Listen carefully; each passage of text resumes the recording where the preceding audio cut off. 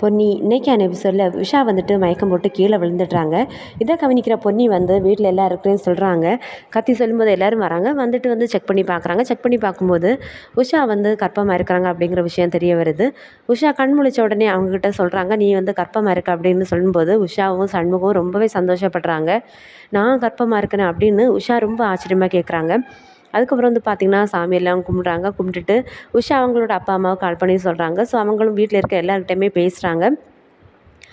So பேசிகிட்டு இருக்கும்போது சக்தி வந்து சொல்கிறாரு, இன்னைக்கு காலையில் தான் பொன்னி வந்து ஒரு கனவு கண்டேன் அப்படின்னு சொன்னேன். அதே ரிலேட்டடாக இப்போ வந்து ஒரு நல்ல விஷயம் நமக்குள்ளே நடந்திருக்கு அப்படிங்கிற மாதிரி ரொம்ப சந்தோஷமாக சொல்கிறாங்க.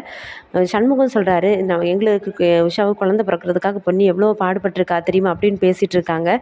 ஸோ பொன்னி வந்து தலையாட்டுறாங்க, எதுவும் சொல்லாதீங்க அப்படிங்கிற மாதிரி. இதை கேட்டுட்டு இருக்க ஜெயா வந்து ரொம்பவே கோவப்படுறாங்க.